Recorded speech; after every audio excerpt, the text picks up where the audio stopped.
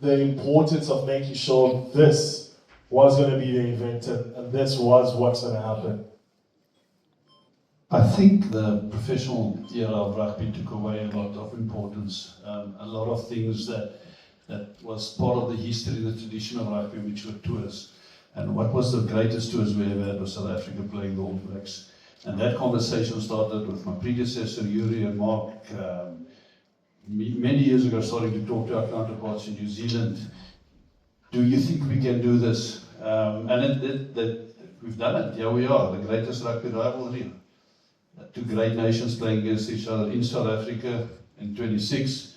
And in 2030 we go to New Zealand, and 34 back to South Africa again. And this is the beginning of what we believe will be a tournament and an event that will follow the footsteps of the Lions and the great Irish and British and Irish Lions tours, but between the two probably top nations in the world. Yeah, no, it's not by claim. 10 World Cups have been played, and 7 of those World Cups belong into these two nations, these two rugby nations. Bertie, when I say to you, two greats come together, what does this phrase mean to you?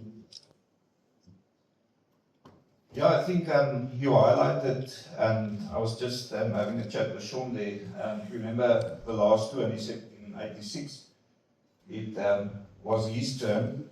He never thought it would happen. But the dirt track was on a Wednesday, playing the junior box, playing the provincial teams. So it's really a clash of two giants. And to have it hosted, you referred to this iconic venue. We've been flirting as stadium management with SA Rugby for a while to have another test match here. John Smith doesn't have fond memories of this with Tano Maga's talk in his hand with that final try. I think it was 2013, the last test year. So now it's an honor and a privilege for us as well to associate with this event and with our partners, SAB as well. Partnerships are important for us at Stadium Management, and I don't know whether you guys know, after the World Cup when we signed this deal, the very first commercial partnership that was signed by Stadium Management was the SAB boarding rights, and here we are still today. So it's an honor and a privilege born in that sense as well. Avon, just talking to that, the Castle Double Malt coming in and saying, this is what we want to do, this is how we want to change the narrative. We know exactly SAB has been behind the Springbok, the nation. I mean, we all came together, we know with what. And now it's the time for the young brother. Yeah, it's a very special moment to see Double Malt take up this position. We are very proud of these sponsorships. Mark mentioned it. It's over 4 decades with SA Rugby. We truly see them as long-term commitments and partnerships. As SAB, we believe that beer plays a crucial part. That beer plays a very important part in how communities come together and how we socialize. And rugby and beer, for that reason, work so well together. And when we invest in these sports over 4 decades with meaningful investment, it helps us create the right infrastructure, the right ecosystems, the right coaching, the facilities to put on world-class sport. And when we do that, we win. And when we win, it attracts more sponsorship and the virtuous cycle continues. So for me, this is a continuation of a long legacy of investment in sport that helps, I think, plays an important role in nation building, but also in social cohesion.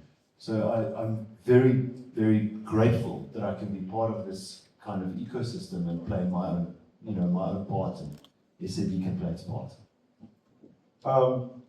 Rion, you talk about the trusted brand. What about the trusted sponsors, the people who have backed rugby? How important is it to nurture this, and how important is it to grow this for the future? Because you mentioned the quadrennial, alternating. South Africa hosting it now, and then in 2030, New Zealand will host it. How important is that, making sure that the sponsorship stays around, that the brand is a good brand? That's extremely important. We in the business of sport and our product is rugby. Without commercial partners, we will not be able to have a product. So the more successful we are on the field, the easier it is for us to be commercially successful. But then it is a challenge for us to reinvest that money into the system again to ensure that the product stays strong. This product is our national teams. And with the support of our sponsors that we had over the last few years, we are really in a good space. You look at our Springboks, you look at our under-20s, the Sevens, the women's team, we're in a good space, and that is because of people like Rivalry supporting us and sponsoring us. Without their support, we will not be the rugby nation that we are now. So for us to have these partnerships in the system, more just in a sponsorship relationship, we are partners with Rivalry. Since the days they started as Lion Lager on our shirt, if you guys can recall that, and we went through all the brands and we've double malt now, so they've shown their commitment to us, and for that we are very grateful. Congratulations on that. May it continue. Bertie, you mentioned 13 years ago. I know, to put it in context what you was talking about, it was John Smith's 100 Test match, and he captained the Springboks against All Blacks here at FNB Stadium. Do you reckon that's why South African Rugby want to bring it back here? I said this morning, I hope it's not the reason. So, but we're ready on the 5th of September, yeah. With 90,000 mad supporters. I don't know whether there's been a bigger test match than that ever before. Never in South Africa. But yeah, we're really looking forward to that. What do people sort of expect in terms of transport, access getting to here? What are the sort of things that they can look forward to in terms of experience that being held here at the Calabash? Yes, I think it's a great question. I always say to my team, we don't manage events or venues. We manage moments, we manage memories and experiences. The pitch should be in a state and the venue should be in a condition that's tip top. That's our job. But we need to assist stakeholders like sponsors and like the governing body, SARU, to put up a spectacle that people will want to come back. So from a transport perspective, all the details are not available yet. There's obviously planning and it will be publicized widely on the media, but there will be park and ride systems, there will be public transport and a proper parking systems available. So the experience from the time you leave home up until you get back home should be something of excellence, and that is what we strive for. No, we don't expect anything less. It's always delivered. Vaughan, let's talk about the culture experience. Double malt just brings a different character. It's a very grounded beer. It's a very smooth beer. Talking to you about that smoothness. What smoothness are we trying to see with this greatest rivalry?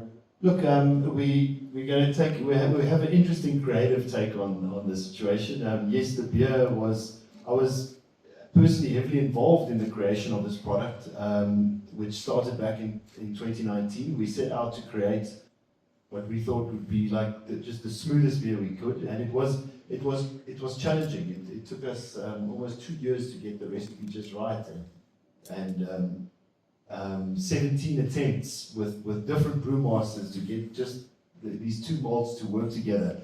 So it was a challenging thing, but we ended up with something really great, and I think that talks a lot to what I think we can expect on the field.